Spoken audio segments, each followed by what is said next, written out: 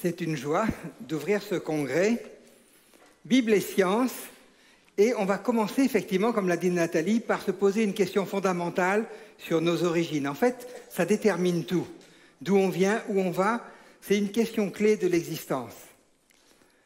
Cette question, elle est latente dans tous les cœurs. D'où venons-nous? Quelle est notre destinée? La vie a-t-elle un but, un sens?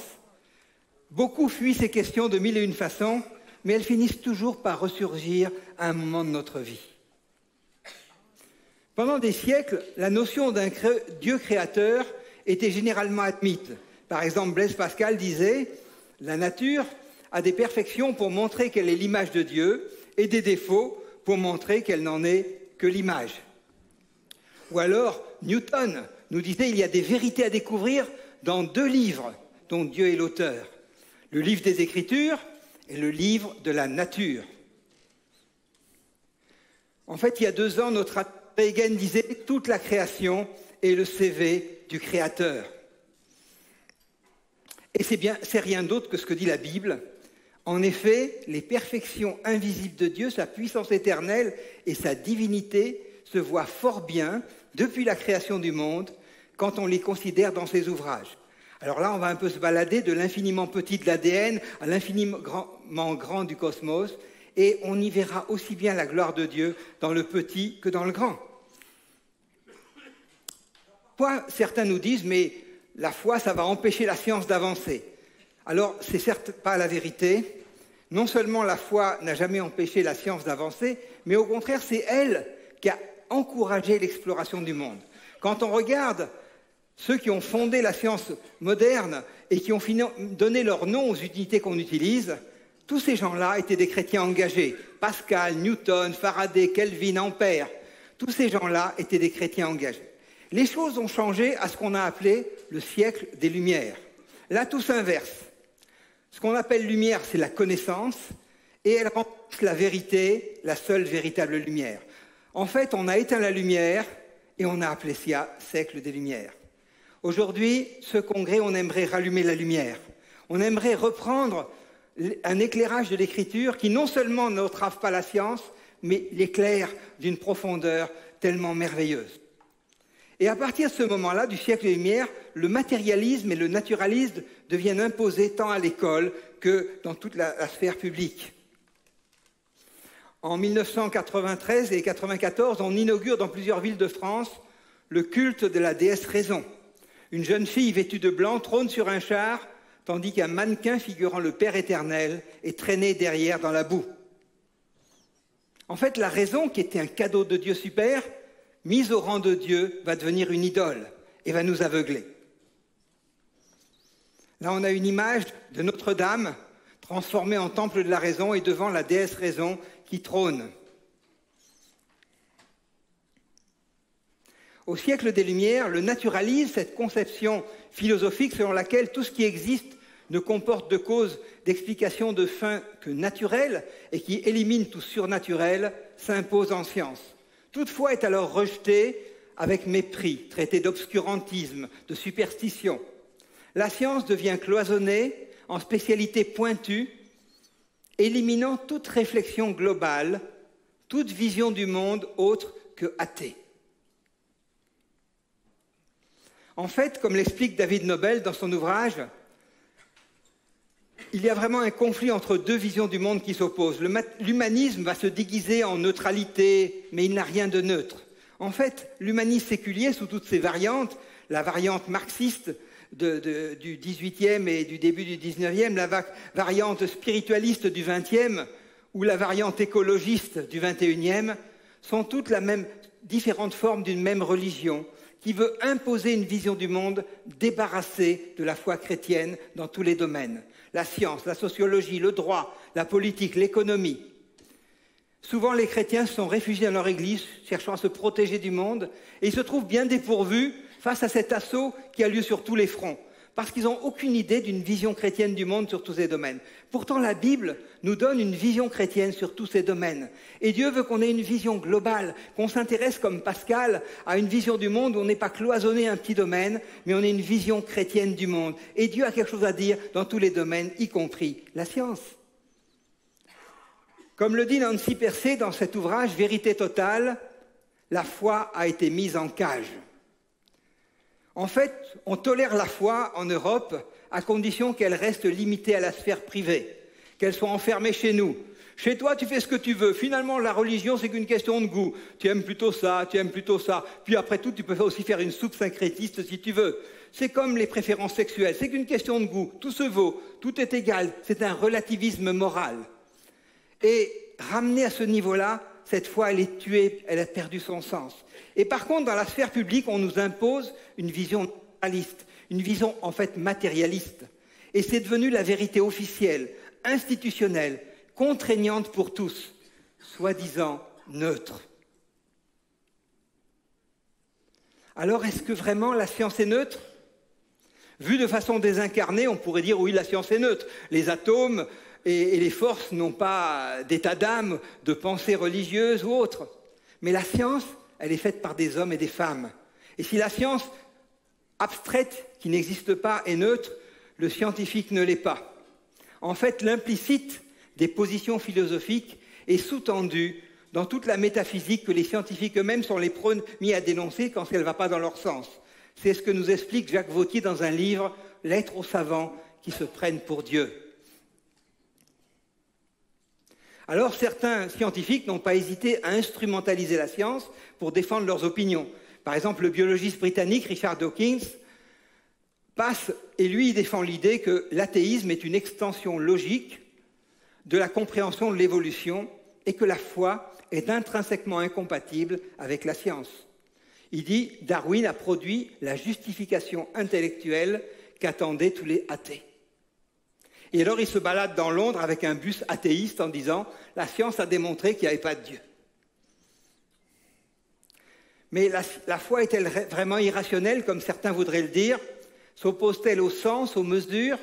Est-ce que le chrétien doit renoncer à tout bon sens s'il veut garder foi dans les Écritures? Alors je ne le crois pas. Pendant 40 ans, j'étais chercheur et chrétien engagé et je n'ai jamais eu de contradiction entre ma foi et les faits scientifiques. Ce qui s'oppose, ce n'est jamais les faits, mais les schémas interprétatifs humains. Oui, certaines interprétations peuvent être frontalement opposées à la parole de Dieu. Mais sur les faits, il n'y a aucun problème. En fait, vous allez voir tout au long de ce colloque que la raison est pour Dieu. Quand on regarde, on analyse, tout converge pour nous montrer que la Bible, au contraire, est une approche juste et bonne. Pendant longtemps, quand on me posait des questions sur la théorie de l'évolution, je bottais en touche. Je disais, vous savez, moi je suis physicien, je ne suis pas biologiste, ce n'est pas mon domaine. Je n'ai jamais cru un instant à l'évolution, mais je ne voulais pas croiser le fer avec des gens sur un domaine où je n'étais pas compétent. Et on m'avait tellement mis dans ce carcan, la foi doit être réservée au domaine privé, et tu dois rester dans ton domaine. Toi, tu es spécialiste du nucléaire, tu ne dois parler que du nucléaire. Et quelque part, je m'étais laissé enfermer dans ce dogme. Et c'est comme si Dieu parlait à mon cœur. Et il me disait, c'était en 2003, « Comment peux-tu me limiter à la sphère privée, moi qui fais briller la lumière du soleil dans les jardins publics comme dans les jardins privés ?» Et quelque part, Dieu me disait, « Ose s'intéresser à la biologie, à l'origine de la vie, même si tu n'es pas biologiste. Ose t'intéresser à la cosmologie, même si tu n'es pas un astrophysicien. » Alors, j'avais un peu l'impression d'être David contre Goliath. Oser questionner le dogme de l'évolution, quelle horreur. Mais je l'ai fait. Alors j'ai un peu regardé de plus près cette théorie. Cette théorie prétend que toutes les espèces vivantes, et l'espèce humaine comprise, procèdent d'une cellule primitive, cellule qui serait formée par le fruit du hasard des collisions atomiques, qui serait apparue, et qui se serait multipliée progressivement pour se transformer en se perfectionnant d'une étape à une autre, pour passer d'une bactérie à un poisson, puis ensuite, etc., à différents mammifères, puis à l'homme.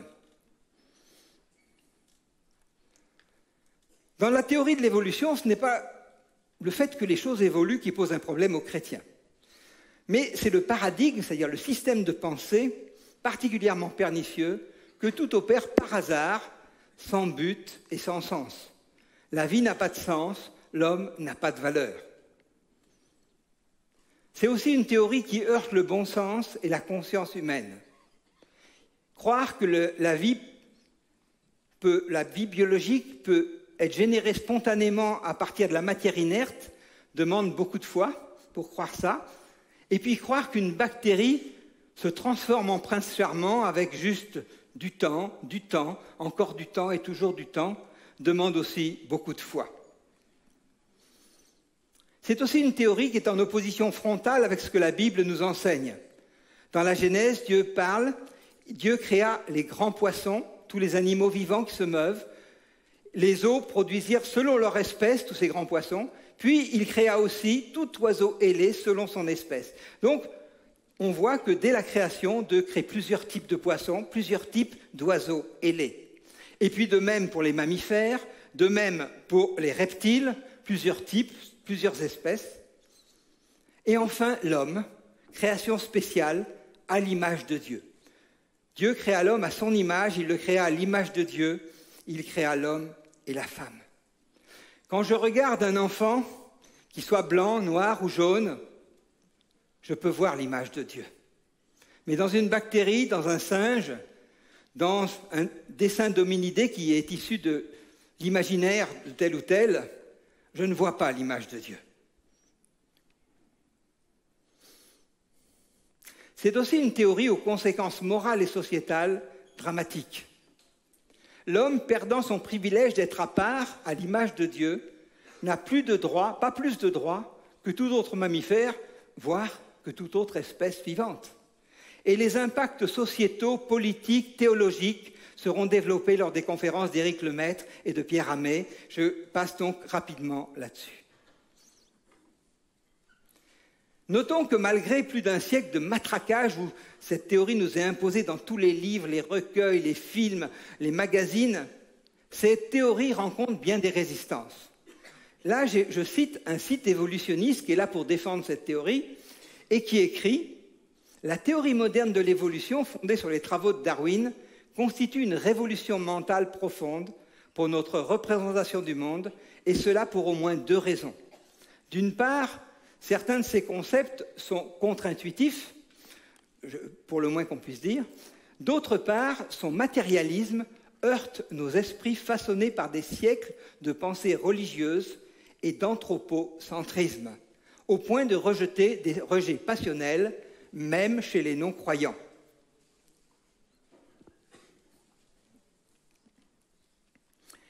Vous noterez que ce site qui défend l'évolution reconnaît que l'évolution, c'est quelque chose de matérialiste, qui va à l'encontre de la pensée religieuse et anthropocentriste, c'est-à-dire une place spéciale de l'homme dans la création. Et il remarque qu'il y a un rejet passionnel, même chez les non-croyants. Et moi, ça me fait sourire parce qu'en fait, Pascal avait déjà dit qu'en tout homme, il y a un vide en forme de Dieu. Même les non-croyants ont bien conscience que tout n'est pas que matière, qu'il existe des choses qui sont spirituelles, qui ne sont pas que matérialistes. Et cette résistance, moi, je m'en réjouis. Daniel Dennett, qui a écrit un livre, Darwin, l'idée dangereuse, déclare que le darwinisme est un acide universel qui dissout toute croyance théiste, et en particulier le christianisme. Alors lui s'en réjouit, et il partage l'avis de Richard Dawkins, les évolutionnistes théistes se font des illusions. Je crois que si on se pose des questions honnêtes, on doit se poser ces questions-là. L'homme doit-il accepter comme vérité des hypothèses qui n'ont jamais pu être vérifiées? Doit-il accepter le naturalisme comme philosophie imposée? La raison, c'est un peu comme une machine. Une machine, par exemple, qui fait des ailes de voiture. Si je rentre de la tôle de 3 mm, j'aurai des ailes de voiture en tôle de 3 mm. Si je rentre du plastique, j'aurai des ailes en plastique. Si je rentre du papier mâché, j'aurai des tôles en papier mâché. Si je rentre dans toutes mes théories, le matérialisme ou le naturalisme comme position d'entrée, je ne pourrai ressortir que des théories matérialistes. Mais ma raison ne m'interdit pas de rentrer autre chose que du matérialisme. Et moi, ma foi, elle est raisonnée, elle est solide, je ne la mets pas n'importe où. Je l'ai analysée, je l'ai pesée et j'ai choisi de mettre ma foi en Jésus-Christ. Doit-on accepter la génération spontanée de la vie à partir d'atomes inertes, chose qu'on n'a jamais vue, on va en discuter, Et doit-on accepter le passage d'une espèce à l'autre par des mutations aléatoires couplées à la sélection naturelle qui transformeraient progressivement des bactéries en hommes?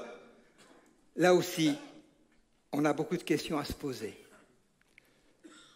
Karl Poppers, qui est un philosophe des sciences généralement accepté dans toute la communauté scientifique, a dit qu'une théorie scientifique, c'est une théorie qu'on doit tester aux critères de la falsifiabilité. En fait, qu'est-ce que ça veut dire? Ça veut dire que le critère de scientificité d'une théorie réside dans la possibilité de l'invalider, de la réfuter ou encore de la tester. Si je vous dis qu'avant le Big Bang, il y avait des petits hommes verts, ce n'est pas une théorie scientifique, parce que personne ne peut réfuter ni vérifier une pareille affirmation. Donc ça reste une élucubration d'Étienne Bernays, mais certainement pas une théorie scientifique. En fait, toutes les tentatives pour faire une génération spontanée de la vie ont échoué. Depuis plus de 100 ans, on a eu beaucoup de tentatives de mettre ce qu'on appelle une soupe primordiale. Imaginez comment était le monde au début, tous les atomes et les molécules qui étaient là en présence, rajouter de l'énergie, par exemple l'énergie électrique des éclairs. Et une des plus réussies date de plus de 50 ans. Stanley Miller a réussi effectivement, en faisant cette soupe cosmique, à créer quelques molécules qui se rassemblent et former quelques acides aminés. Est-ce pour autant que la vie est apparue? Certes non. C'est comme si je jette des lettres par terre au hasard et qu'il y a des aimants sur mes lettres pour qu'elles se collent les uns sur les autres. Eh bien, effectivement, peut-être quelques mots vont se former et je trouverai quelques mots du vocabulaire. Mais je ne trouverai pas une encyclopédie. Et en fait, on va voir tout au long de cette conférence que le vivant, c'est une encyclopédie et pas juste quelques acides aminés, quelques mots par-ci, par-là. Donc la vie n'a jamais été produite au laboratoire. De la même manière, on a essayé, par des mutations successives, d'accélérer ces mutations par des irradiations pour essayer de faire apparaître des organes et des espèces nouvelles. On a fait énormément de tentatives, notamment sur les mouches, sur les drosophiles, parce que c'est une espèce qui se reproduit vite, on peut avoir de nombreuses générations. Et qu'est-ce qu'on voit? À force d'irradier ces pauvres bêtes, elles perdent un œil, une patte, une aile, et parfois, une va naître qui a quelques malformations génétiques. Par exemple, ici, vous voyez une mouche qui a 2 paires d'ailes. Alors, c'est parfois présenté dans nos livres de sciences comme un exemple de l'évolution positive. Alors, c'est tout sans en être un. J'ai un de mes amis qui a eu un enfant qui est né, il avait 6 doigts à chaque main. Le professeur qui l'a vu à l'hôpital lui a pas dit « Ouais, super, l'enfant du 3e millénaire est arrivé, on arrive vers des surhommes ». Il a dit « Oui, c'est un défaut génétique bien connu et on va l'opérer et à 1 mois, on a enlevé le 6e doigt et tout est rentré dans l'ordre ». En fait, cette pauvre mouche, ce n'est pas un avantage parce qu'avec ses 4 ailes, elle ne peut pas voler. Et le premier prédateur qui va arriver, le premier oiseau, c'est elle qui va se faire bouffer parce qu'elle ne peut pas s'envoler. Donc c'est juste un défaut génétique de plus. C'est pour ça que le professeur Roberto Mattei écrivait dans une correspondance avec l'Europe « Le problème de la théorie de Darwin est qu'elle est moins qu'une hypothèse. Il s'agit d'une simple affirmation qui échappe à la méthode scientifique. L'évolutionnisme affirme que certaines espèces sont apparues sur Terre par l'effet du hasard et que des espèces déterminées descendent d'autres espèces. Ces affirmations, qui n'ont pu être ni vérifiées dans la nature, ni expérimentées au laboratoire, sortent donc du domaine de la science. En fait, de nombreux scientifiques ont remis en cause les bases de cette théorie. Par exemple, Lynn Margulis, qui était à l'Académie des sciences américaines, professeur de biologie évolutive, donc des gens qui ont passé toute leur carrière sur l'évolution, disait « La sélection naturelle élimine et peut-être maintient, mais elle ne crée pas. Les néo-darwinistes disent que de nouvelles espèces émergent lorsque des mutations se produisent et modifient un organisme. On m'a appris maintes et maintes fois que l'accumulation de mutations aléatoires a conduit à un changement évolutif qui a conduit à de nouvelles espèces. J'y ai cru jusqu'à ce que je cherche des preuves. » Et ne les ayant jamais trouvées, elle mettait au défi de tous ses collègues biologistes moléculaires de citer une seule espèce, résultat du fruit de mutations qu'on puisse observer, et son défi a tenu jusqu'à sa mort. De même, le paléontologiste David Ropp, qui était professeur au département de géologie de l'Université de Chicago, président de la Paleontological Society et ancien doyen des sciences au Field Museum de Chicago, disait « Il n'y a aucune transition évolutive nulle part dans les fossiles. » Darwin avait dit « Voilà, on a plein de fossiles, enfin on a quelques fossiles, Et si ma théorie est vraie, dans le futur, on va en trouver des quantités, et alors on trouvera toutes les espèces intermédiaires qui prouveront que ma théorie est vraie. Et si on ne les trouve pas, il faudra renoncer à ma théorie. Alors, on ne les a pas trouvées, mais on n'a pas renoncé à sa théorie, et on verra qu'on n'y a pas renoncé beaucoup plus pour des raisons philosophiques, parce qu'on veut se débarrasser de Dieu, que pour des raisons scientifiques. Ce même David Rope, à ce sujet, disait, là il l'écrivait il y a 30 ans, mais il disait, eh bien nous sommes environ 120 ans après Darwin, et la connaissance des archives fossiles est considérablement développée. Nous avons maintenant quelques 250 000 espèces de fossiles, mais la situation n'a pas beaucoup changé. Le bilan de l'évolution est encore étonnamment saccadé, et paradoxalement, nous avons encore moins d'exemples de transition évolutive que nous n'avions à l'époque de Darwin. Alors vous noterez que ces deux personnes que je cite, je pourrais vous citer des centaines de chercheurs créationnistes qui démolissent l'évolution. Mais j'ai choisi de n'en citer que deux évolutionnistes au départ, des gens qui ne sont pas chrétiens et qui ont passé toute leur carrière sur une chaire de l'évolution. Et qui, à la fin de leur carrière, disent « il y a problème ». Il faut qu'on remette en question ces choses-là parce qu'on ne voit pas ce qu'on a cherché toute notre vie. Et après sa mort, il y a quelques années, l'Académie des sciences américaines a écrit un petit mémoire sur David Rope. Et dans ce mémoire, qu'est-ce qu'on lit? Dave n'était pas un créationniste, mais il respectait des points de vue différents. Et il était frustré par le fait que certains de ses collègues n'essayaient même pas de comprendre les principes de base du créationnisme. Dave était un homme honnête et intègre. Et j'aime ces gens qui ne pensent pas comme moi, qui ne partagent pas la foi, mais qui cherchent à partager des faits objectifs. Et j'aime cette intégrité. Alors, ça n'empêche pas que dans nos livres scolaires, on a trouvé toujours quelques espèces intermédiaires qu'on a appelées espèces transitoires. Et pendant tout un temps, c'était le colacanthe. On avait un fossile qui était daté à 60 millions d'années, et on disait, voyez, ce fossile, c'est un poisson qui commence à avoir des nageoires qui se transforment en pattes, et il ne va pas tarder à sortir de l'eau et se transformer en autre chose. Donc c'est une preuve d'un fossile, une transition évolutionniste. Et puis un jour, on a trouvé un colacanthe vivant. Pourquoi on ne l'avait pas trouvé avant? C'est des poissons qui vivent à grande profondeur, et du coup, qui vivent dans le noir, et qu'on ne pêche pas souvent. Mais quand on regarde le colacanthe d'aujourd'hui, eh bien, il est exactement pareil que le fossile daté en millions d'années. En fait, on voit la stabilité des espèces et non pas une quelconque transition évolutionniste. Mon ami André Hegen avait donné il y a 2 ans ce transparent qui m'avait frappé, et il disait, si la théorie de l'évolution est vraie, là c'est un exemple d'arbre phylogénétique, comment à partir de cette bactérie, on serait arrivé à créer toutes les espèces. Et si cette théorie est vraie, alors on devrait avoir, mettons, 100 000 fossiles sur la ligne de droite, et puis sur l'intersection après, peut-être que 10 000, l'intersection après, peut-être que 1000, et puis peut-être que 100 sur d'autres, et puis peut-être aucun, bien sûr, sur l'ancêtre commun, où on n'est pas censé obligatoirement retrouver l'original. Et si c'était vrai, on aurait quelque chose qui appuie un peu ces arbres phylogénétiques. Dans les faits, qu'est-ce qu'on a?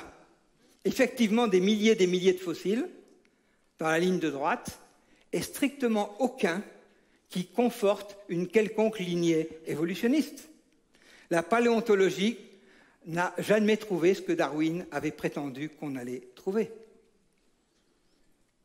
En fait, qu'est-ce qu'on a? C'est plein de feuilles, mais toutes les branches qu'on met à ces feuilles sont imaginaires. On met les branches un coup comme ci, un coup comme ça, on les relie par la droite, par la gauche, ça change tout le temps, mais c'est basé sur rien, parce qu'on n'a que les feuilles. Alors, ces arbres phylogénétiques qui nous sont enseignés à l'école évoluent tout le temps.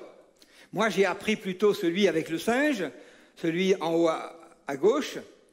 Mes enfants ont appris peut-être celui du milieu ou celui de droite. Mes petits-enfants ont appris celui en dessous.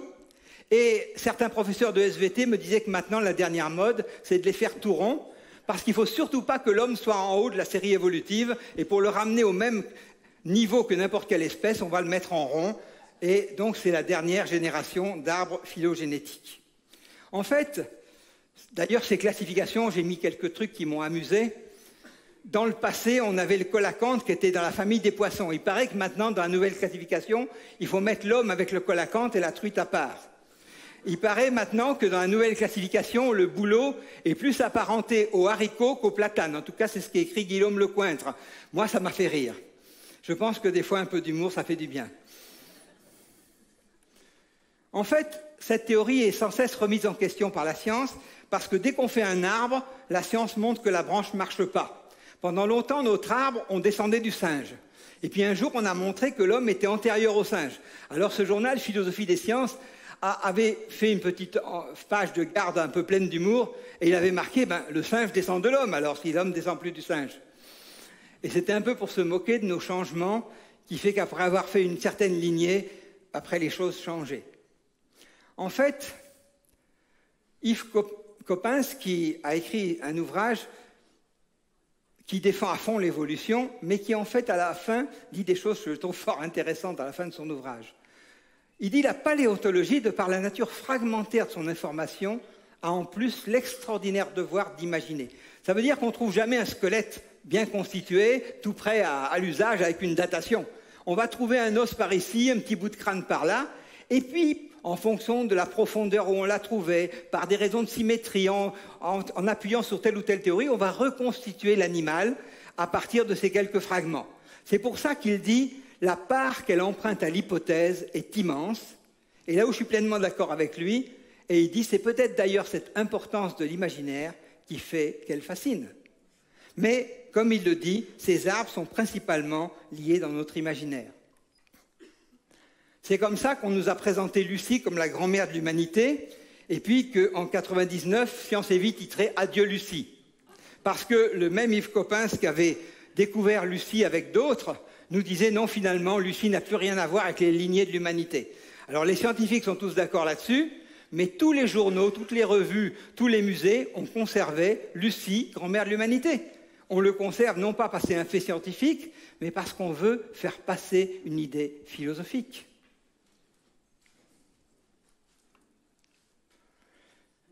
Néandertal, on sait aujourd'hui que c'est un homme comme nous, mais la vision qu'on en avait il y a une centaine d'années, c'était un hominidé mi-homme, mi-singe, une espèce intermédiaire entre l'homme et le singe. 50 ans plus tard, on l'aurait dessiné comme un homme des cavernes. Et aujourd'hui, grâce à la génétique, grâce à l'ADN, on peut reconstituer beaucoup mieux Néandertal. Et qu'est-ce qu'on voit? Eh bien, c'est un homme comme nous, avec la peau, les cheveux et les yeux clairs. S'il était dans cette salle, pour peu qu'il s'habille un petit peu, personne ne le remarquerait particulièrement. Il y a un médecin légiste qui a fait un travail intéressant.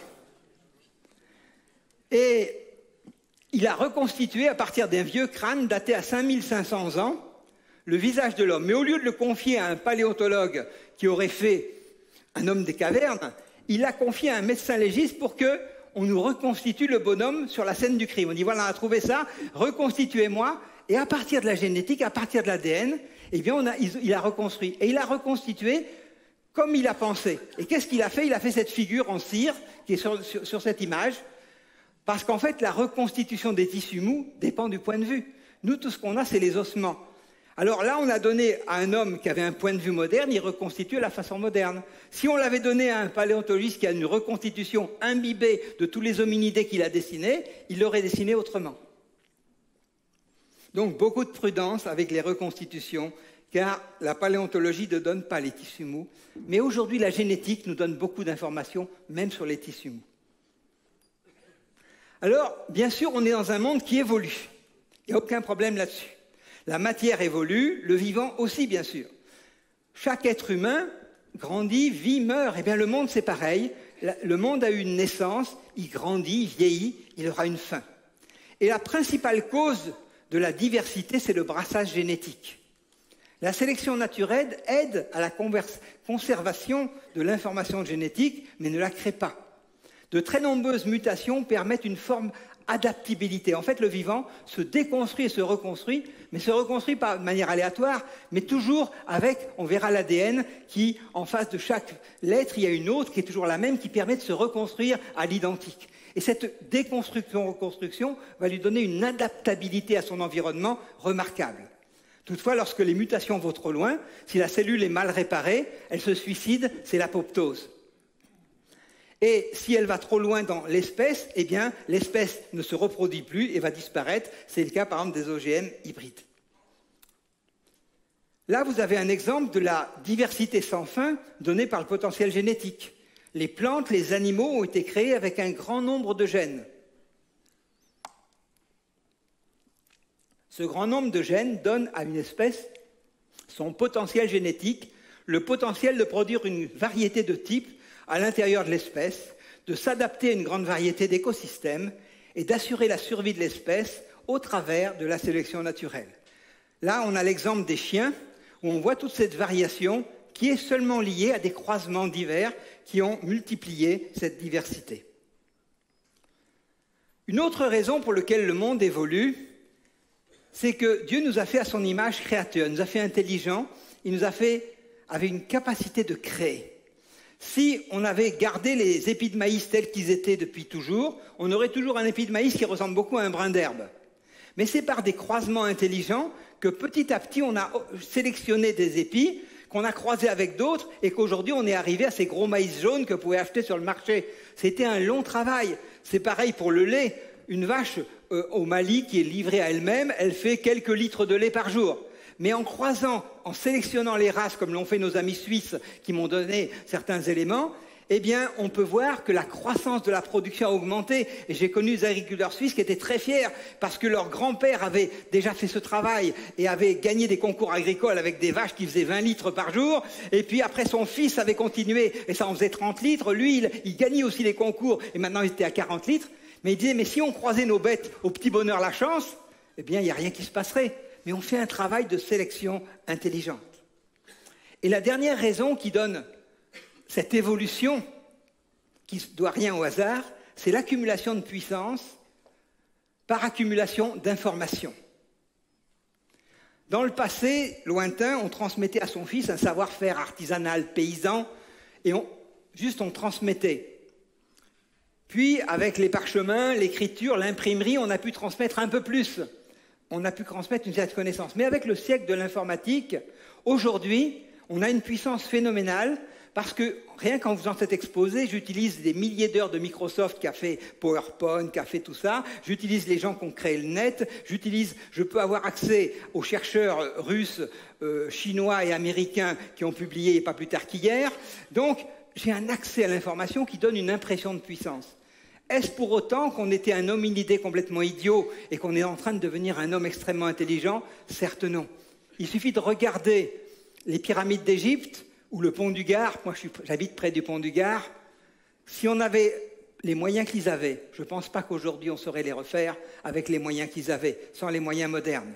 Quand on voit la pente d'un canal sur 50 km alors qu'ils n'avaient pas de laser ni rien et qu'ils ont réussi à faire amener cette eau à travers le pont du Gard, c'est juste magnifique. Donc non, les hommes ont été créés intelligents. Il peut y avoir des périodes de l'histoire où bénédiction, malédiction, ça régresse. Mais globalement, ce n'est pas l'intelligence de l'homme qui change, mais c'est l'environnement qui est à sa disposition. Alors, la théorie de l'évolution prétend donc, ce qui est la figure du haut, qu'une cellule primitive a évolué vers toutes les espèces et a donné toutes les espèces qu'on observe, y compris l'homme. Et parfois, pour, je dirais, combattre des gens qui, comme nous, n'y croyons pas, on va nous affubler de certains qualificatifs du type fixite, mais alors vous pensez qu'il n'y a aucune espèce qui se crée, que tout est absolument figé depuis la vie des temps? Eh bien non. Non, ce que nous croyons, c'est que Dieu a créé un certain nombre d'espèces et que la diversité s'est faite dans le temps à partir des espèces d'origine à la création. Ces espèces, on les a souvent appelées des baramines, de l'hébreu bara qui veut dire créer, et mine, espèce ou sorte. Et on pense qu'à partir de ces espèces initiales, toute une diversité a pu se produire. Alors, on n'a pas beaucoup d'informations sur ces baramines, sur ces espèces. La Bible n'est pas très explicite sur ce nombre d'espèces. Et pendant longtemps, on aurait pu dire, il n'y a rien de trop à dire. Mais en fait, aujourd'hui, la génétique, et c'est un des domaines clés de notre congrès, la génétique nous parle de plus en plus. Par exemple, la génétique moléculaire permet de reconstruire en partie l'histoire des races canines, leur relation avec le loup, le dingo, la hyène. Et puis on voit un moment où tout d'un coup, il y a plus de 400 races canines, ça s'accélère. Pourquoi? Tout simplement parce que l'homme s'en mêle. Et l'homme s'en mêle parce qu'à la cour des rois de France, c'était la mode d'avoir le chien le plus gros, le plus petit, et on fait tous les croisements les plus extravagants parce que c'était la mode. Et là, la diversité génétique va beaucoup plus vite que ce qu'aurait attendu Darwin, parce que, en fait, ça va très très vite. Mais malgré qu'ils soient grands, petits, gros ou maigres, ça reste des chiens. Et en fait, toutes ces choses-là montrent qu'à partir d'un canidé est venue toutes sortes d'espèces. Il en est de même pour les bovins. Aujourd'hui, un article dans Molecular Biology et Évolution nous dit que tous les bovins ont une origine au Proche-Orient, il y a quelques 10 000 ans. Grâce à l'extraction d'ADN mitochondrial, d'ossements trouvés en Iran, nous savons maintenant que toutes nos vaches actuelles descendent de 80 aurochs sauvages seulement.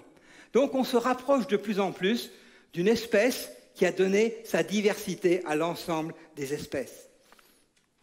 Mais c'est vrai pour les plantes. Prenons l'exemple du pommier.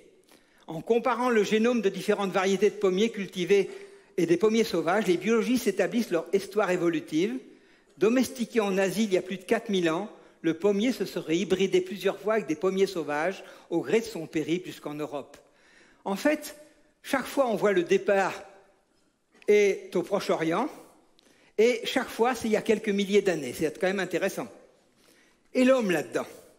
Eh bien, à partir de la génétique, eh bien, on fait des lignées, et là encore, les premiers hommes apparaissent à partir de la génétique au Moyen-Orient et se divisent en 3 branches. Je ne pense pas que les scientifiques qui ont publié ce papier, et je ne sais pas, enfin j'ai aucune idée s'ils connaissent la Bible ou pas, mais moi qui la connais, je suis frappé de la concordance qu'il y a entre ces données génétiques et ce que nous dit la Bible sur les fils de Noé, Sem, Cham et Japheth, qui peuplèrent la terre après le déluge et sont partis dans 3 directions, et la Bible nous explique lesquelles. Donc, la science moderne est en train de nous confirmer de manière magnifique ce que la Bible nous disait déjà. Et là où on n'avait pas beaucoup d'informations, la génétique est en train de lever des pans du voile d'une manière magnifique. C'est pour ça qu'on a invité des généticiens et que ça sera un des domaines phares de ce congrès. Alors bien sûr, nous croyons tous à la microévolution, ces petites évolutions au sein de l'espèce, qui est reconnue, acceptée de tous. Ce que nous doutons, c'est la macroévolution, ce saut vers de nouvelles espèces. En fait, année après année, les bactéries évoluent, mais restent des bactéries. Les virus évoluent, mais restent des virus. Et d'ailleurs, ils évoluent sans doute plus vite que ce que Darwin l'aurait imaginé. Parce que quand on voit que les vaccins sont mis en point en septembre, souvent ne sont plus valables en février parce que le virus de la grippe a évolué, ça va très vite. Mais malgré que ça va très vite, les virus restent des virus. La sélection naturelle et l'adaptation préservent les formes de vie plutôt qu'elles n'en produisent de nouvelles. J'aime beaucoup ce que nous a fait remarquer ce biophysicien israélien, Lee Spitner, et il dit « Quiconque croit que des mutations qui réduisent l'information peuvent engendrer la macroévolution est semblable à un commerçant qui perd un peu d'argent à chaque vente et pense pouvoir compenser ses pertes en volume. »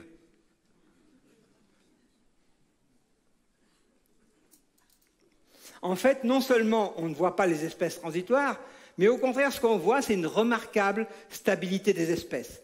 Là, nous avons une méduse fossile datée à quelques 220 millions d'années. Alors, je donne datée, on aura des exposés durant le colloque qui nous parleront de ces datations, qui verront qu'on peut avoir beaucoup de doutes sur ces extrapolations à très long terme, mais peu importe, que ce soit en milliers ou en millions d'années, on voit que ces fossiles très anciens et l'espèce d'aujourd'hui, ces bonnets blancs et blancs bonnets, il n'y a pas d'évolution. Un scorpion très ancien ou un scorpion d'aujourd'hui, c'est pareil. Un crocodile daté à 150 millions d'années en fossile et un crocodile d'aujourd'hui, pas de changement. Une antilope, un lapin, une fougère, pas de changement. On a au contraire une remarquable stabilité d'espèce. Non seulement stabilité de l'espèce, mais même de leur mode de vie. Là, on a saisi dans l'ambre une scène de chasse où des fourmis vont attaquer une termite. Eh bien, c'est exactement comme ça se passe aujourd'hui. Cet article de Science était scotché de dire cette scène d'attaque a été figée par une coulée d'ambre. Eh bien, on la retrouve après, ce qu'ils pensent 10 millions d'années, exactement comme ça se produit aujourd'hui. Non seulement l'espèce n'a pas évolué, mais sa vie sociétale reste la même. C'est vrai pour les poissons aussi. Moi, quand j'ai vu cette image, j'ai cru que c'était un banc de poissons. Eh bien non, c'est un fossile daté à 50 millions d'années. On dirait qu'ils sont vivants. Alors d'ailleurs, quand on prend tous ces fossiles, le crocodile, ce banc de poissons, eh bien on comprend bien qu'ils ne peuvent pas être formé avec une couche qui s'est déposée d'1 millimètre tous les 100 ans ou tous les ans. Parce qu'il y a longtemps que ça aurait été détruit par différents prédateurs, par le vent, l'érosion. Donc on voit bien que ces fossiles, comme un crocodile entier ou une antilope entière, sont liés à un événement catastrophique comme la coulée d'ambre qui tout d'un coup va se figer en un seul moment l'ensemble de ces espèces et de ses collègues. Alors maintenant parlons un peu de l'ADN. L'ADN, c'est la base dont on va beaucoup parler en génétique, c'est la base de l'information qui est dans notre cellule. C'est d'abord une quantité d'informations absolument gigantesque. 1 million de gigabits par centimètre cube d'ADN. C'est un volume 10 milliards de fois plus dense que le meilleur de nos CD.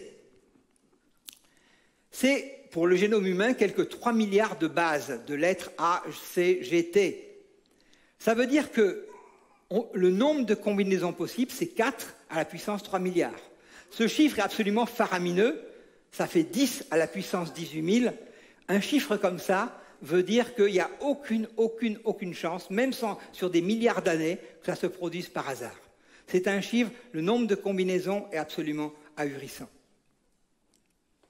Mais l'ADN, ce n'est pas seulement un système de stockage d'informations génial, mais le fait qu'en face d'une lettre, il y ait une autre qui est toujours la même, et cette forme en forme d'hélice va permettre de se dupliquer et de s'auto-réparer.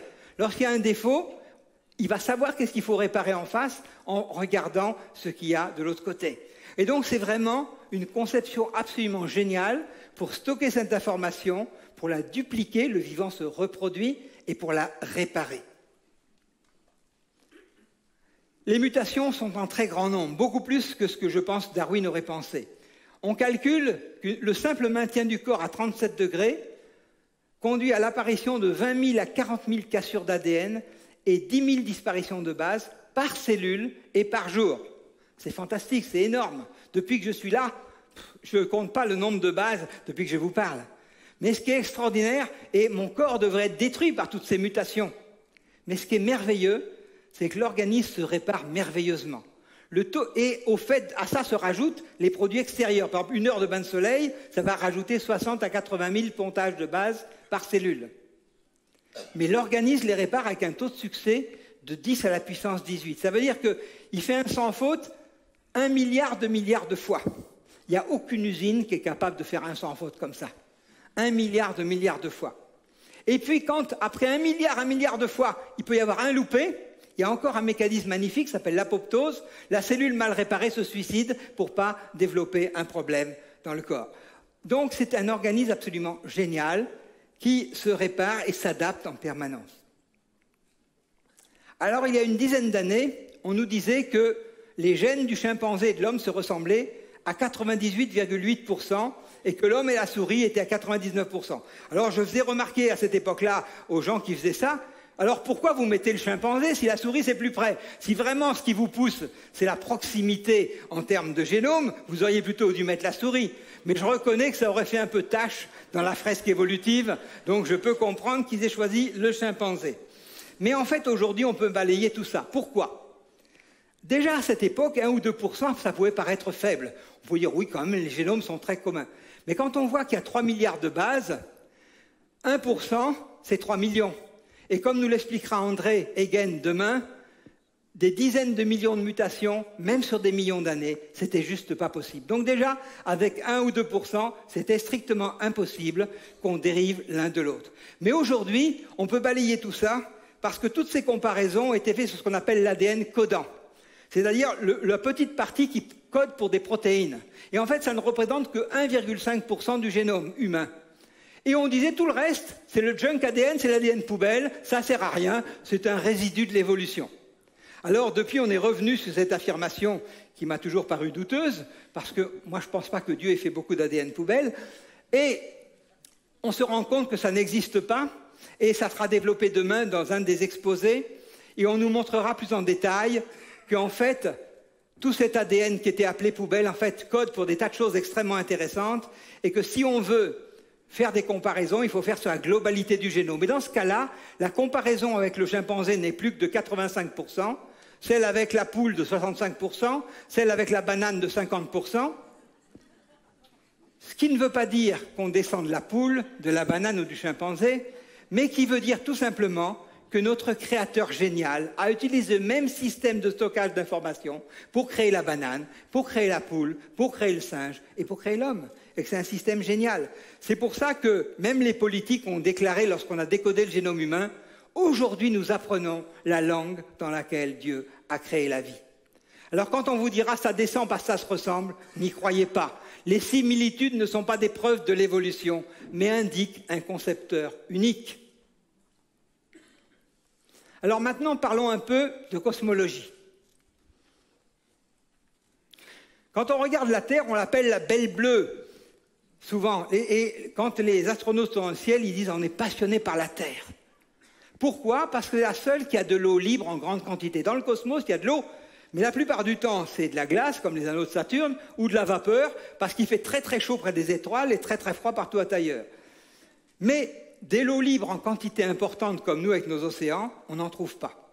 Et puis la Terre est dans le système solaire, tout bouge. Je ne discuterai pas sur la Terre qui tourne autour du Soleil ou l'inverse, parce que tout ça pour un physicien c'est un faux problème, c'est qu'un changement de repère. Si vous voulez savoir les trains qui vont entre Avignon et Mulhouse, il vaut mieux mettre le repère sur la Terre. Si vous voulez savoir les marées, il vaut mieux le mettre sur le Soleil. Mais si vous vous intéressez au trou noir, le mettre sur le Soleil, ça n'a pas plus d'intérêt que le mettre partout ailleurs. Donc on verra que tout est en mouvement. Le Soleil lui-même tourne autour d'un centre et il met un temps extrêmement long pour faire un tour. Mais ce Soleil, il est dans une galaxie. Notre galaxie, c'est la Voie lactée, qui contient à peu près 140 milliards de soleils. Et il tourne lui-même autour d'un centre à 200 km par seconde, en 200 millions d'années. Donc, en fait, tout est en mouvement, tout nous émerveille. Et au-delà de notre galaxie, il y a d'autres galaxies qui elles-mêmes tournent et bougent, etc. Et alors, face à tout ça, il y a deux approches possibles. Et j'ai bien aimé un livre de Hubert Reeves, parce que dans ce même livre apparaissent les deux approches quelque part. Quand on lit le début, on lit ce livre, s'appelle Poussière d'étoiles, ce livre. Ce livre vous détecte une ode à l'univers. J'ai tenté de rendre hommage à sa splendeur, son intelligibilité, d'exprimer à la fois sa créativité, son inventivité, sa beauté et sa richesse. J'ai voulu donner à contempler et à comprendre. Quand on lit ça, tout te parle d'un créateur. Tout émerveille. Regardez sa splendeur, son intelligibilité, sa créativité, son inventivité, sa beauté, sa richesse. Et puis il continue son livre et il finit. Mais finalement, nous n'habitons pas le centre du monde, mais une toute petite planète minuscule au milieu d'une étoile banale, comme il y en a des milliards d'autres dans notre galaxie. Nous ne sommes rien que de la poussière d'étoiles. Et donc, finalement, entre le début et la fin du livre, on va voir le point de vue émerveillez-vous de la création et le point de vue nous sommes néants. Et je pense qu'il a oscillé, ce monsieur Reeves, entre les deux points de vue pendant tout un temps. Malheureusement, je crains que c'est le dernier aujourd'hui qui gagne, parce que la pression du monde est très forte. Si on n'a pas Jésus, c'est difficile d'y résister. Moi, je pense qu'il y a un point de vue qui est celui de la Bible, qui est celui de s'émerveiller. Les cieux racontent la gloire de Dieu et l'étendue céleste annonce l'œuvre de ses mains. Ou alors, comme David, dire « Tes œuvres sont admirables et mon âme le reconnaît bien. » Alors, l'autre point de vue, c'est de dire, finalement, alors le Big Bang déjà, cette théorie, le modèle standard, c'est quoi? C'est que pendant longtemps, on a pensé que rien ne bougeait, l'univers était stationnaire, et puis un jour, il y a des gens qui ont vu que l'univers était en expansion. Alors il y a quelqu'un qui a réfléchi, il dit si maintenant il est en expansion, ça veut dire qu'avant il s'est rétréci. Donc avant il était de plus en plus petit, et finalement à un moment il devait être un point singulier, et au début les physiciens n'y ont pas cru, et se sont moqués de lui. D'ailleurs, c'était un moqueur qui, un jour à la BBC, pour se foutre de Georges Lemaître, qui défendait cette idée, avait dit, mais son truc, là, vous voulez appeler ça, tu crois, une espèce de Big Bang. Et en fait, l'expression est restée d'un Big Bang. Et puis finalement, on a conforté par des mesures que l'univers est en expansion, et c'est devenu le modèle standard. Mais là, l'approche est un petit peu comme dans la théorie de l'évolution.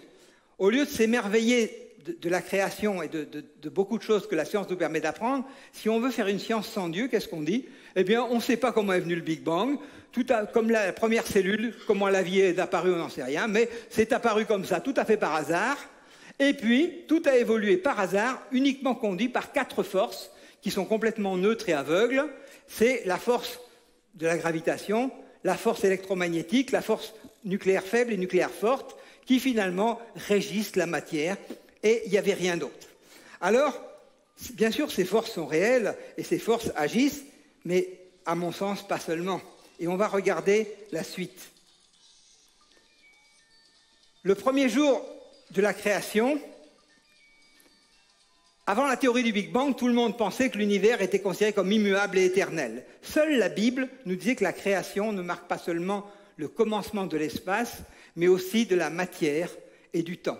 Et moi-même, j'y croyais uniquement parce que j'étais chrétien.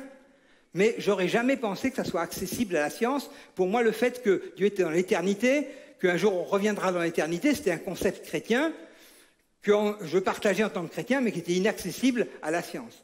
Et moi-même, j'ai été scotché lorsque j'ai commencé à avoir quelques cours sur ces domaines-là.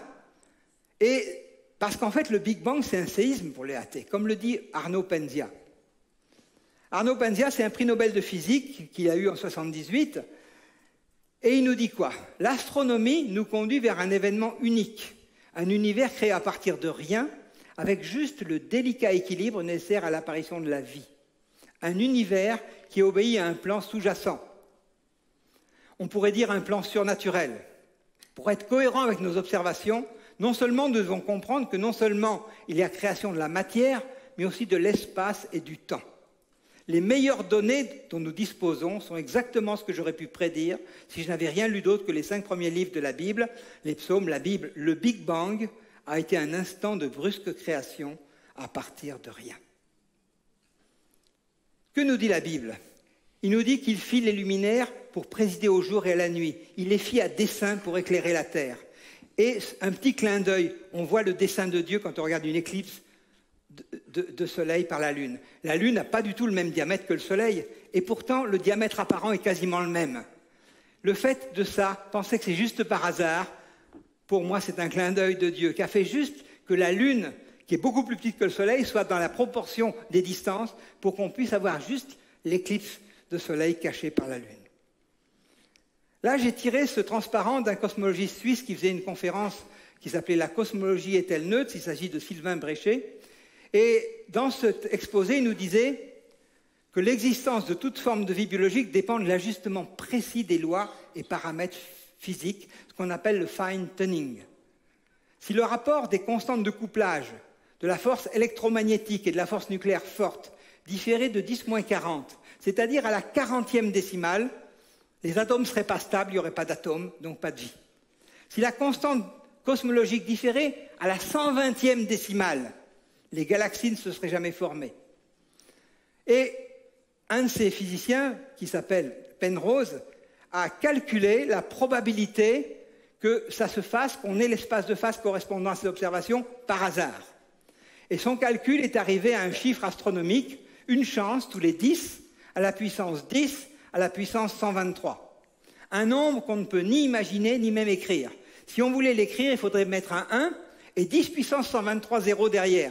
Mais comme on estime qu'il y a seulement 10 puissance 80 atomes dans l'univers, eh bien on n'aurait pas assez d'atomes dans l'ensemble de l'univers pour pouvoir écrire ce chiffre, même si on arrivait à mettre un digit par atome. C'est pour vous dire, un chiffre comme ça veut dire que la probabilité que cet ajustement précis soit par hasard est nulle de chez nul de chez nul.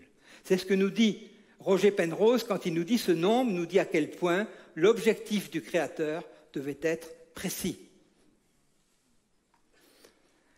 La Terre a tous les paramètres parfaitement réglés pour accueillir la vie humaine. Alors je vais passer vite, mais la position du Soleil, par exemple, notre système solaire, il est juste dans la galaxie, un endroit où il n'y a pas trop de rayonnement, loin des supernovas, loin du milieu, pour que la vie puisse se développer. La masse de la Terre, si la Terre était toute petite, peu de gravité, comme sur la Lune, pas d'atmosphère, on ne respire pas. Une énorme gravité, comme sur Jupiter, les gaz qu'on a, c'est l'hydrogène, l'hélium, on ne vivrait pas.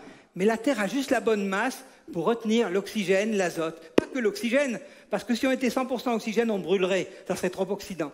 Mais juste l'oxygène et l'azote, juste la bonne masse. La bonne distance, parce que si on était 10% plus près du Soleil, l'eau serait vapeur, on n'aurait pas de vie, mais 10% plus loin, l'eau serait glace, pas de vie. La présence de la Lune qui stabilise l'inclinaison de la Terre et donc stabilise les saisons.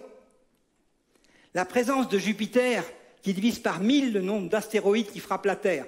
En fait, quand vous regardez dans le ciel, vous voyez plein de cratères parce que des astéroïdes frappent les planètes. Et la Terre devrait être détruite par ce nombre de météorites qui frappent. Mais 99,9% celles qui devraient frapper la Terre sont déviées par l'énorme gravité de Jupiter et vont sur Jupiter. Alors on peut penser que c'est par hasard, mais une fois du hasard, 2 fois du hasard, 3 fois du hasard, ça fait quand même beaucoup de hasard. On pourrait parler de l'effet de serre, etc., de tellement d'autres paramètres. En fait, la question qu'on me posait jusqu'à 1995, c'est oui, mais dans ces milliards de galaxies, il y en a certainement d'autres comme la Terre. Quand vous aurez découvert les exoplanètes, vous verrez qu'on en trouve d'autres. Moi, j'y croyais pas vraiment, mais scientifiquement, j'avais rien à dire, puisque j'avais pas été là-bas. Et puis, en 1995, on a découvert la première exoplanète. Et puis, on en découvre à peu près une par semaine depuis. Et quand on lit ce que nous disent les physiciens à ce sujet-là, ils disent la première surprise de ces premiers milliers de découvertes, c'est l'extraordinaire diversité des exoplanètes, des architectures et des systèmes dans lesquels elles prennent place. Comprenez par là, dit de manière feutrée, que c'est des atmosphères toutes plus agressives les unes que les autres, dans lesquelles il n'y a strictement aucune chance d'y trouver la vie humaine. Et en fait, une fois de plus, cela confirme ce que la Bible dit, les cieux sont les cieux de l'Éternel, mais il a donné la terre aux humains. La terre, tout est parfaitement réglé pour accueillir la vie humaine. C'est en accord avec ce que dit la Bible. Voici ce que le Seigneur déclare, lui qui a créé le ciel, lui le Dieu qui a fait la terre, qui l'a façonnée et consolidée. Il ne l'a pas créée vide, mais il l'a faite pour être habitée. Et habitée par la vie humaine, bien sûr. Parce que la théorie de l'évolution a voulu nous faire croire que si on découvrait une bactérie sur Mars, ça serait y trouver la vie. Mais la vie humaine, la vie d'un animal, la vie d'une bactérie, ça n'a rien à voir. La Bible nous enseigne qu'il y a une vie biologique, des plantes, des bactéries, du corps, une vie psychique, des animaux. Mais on a aussi, nous les hommes, une vie zoé, la vie de l'esprit qui nous différencie des animaux. Comme l'a dit Pasteur, un peu de science éloigne de Dieu, beaucoup de science y ramène. Le mythe du hasard, aujourd'hui, est mis à mal par tous les outils extraordinaires de la science moderne. La complexité irréductible de la vie, découverte par les biologistes. La cellule, qui est cet organisme si complexe, qui est une véritable usine, qui ne peut pas exister s'il manque une pièce, il se serait suicidé, il n'existerait pas. Donc il faut qu'il y ait tout pour que ça marche. Une seule protéine, les conditions extraordinaires du Big Bang ayant permis le développement du système solaire, l'unicité de la Terre au milieu d'une multitude de planètes développant une diversité extraordinaire. S'il y a un siècle, la Bible et la science pouvaient paraître contradictoires, les grandes découvertes scientifiques de la fin du XXe et du début du XXIe nous rapprochent toutes de la pensée biblique, bien plus qu'elles ne nous en éloignent. Pour celui qui veut bien le voir, toute la création parle du Créateur. L'infiniment grand, l'infiniment petit, la merveille de l'ADN, tous les paramètres de la Terre exactement adaptés à la vie humaine, mais c'est l'orgueil de l'homme qui rend son écoute endurcie. En effet, seuls ceux qui ont cherché de tout leur cœur sont devenus chrétiens. Dieu dit par son prophète Jérémie, « Vous me chercherez et vous me trouverez, si vous me cherchez de tout votre cœur. » Mais l'orgueil de l'homme est souvent l'obstacle. Comment pouvez-vous croire, vous qui tirez votre gloire les uns des autres, et ne cherchez pas la gloire qui vient de Dieu seul, demandait Jésus. Alors, pour conclure, je dirais que Dieu a créé le monde et nous l'a donné en partage.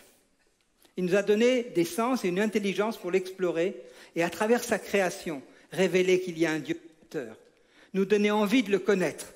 Il nous a donné sa parole, la Bible, et un cœur pour le connaître par la foi. Il nous a donné Jésus-Christ pour que nous ayons la vie de Dieu en nous.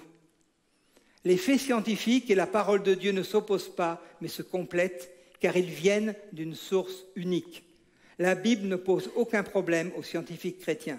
Ce sont les théories des hommes qui s'opposent à la parole de Dieu, car en fait, l'homme est rebelle et s'oppose à Dieu. Je vous remercie.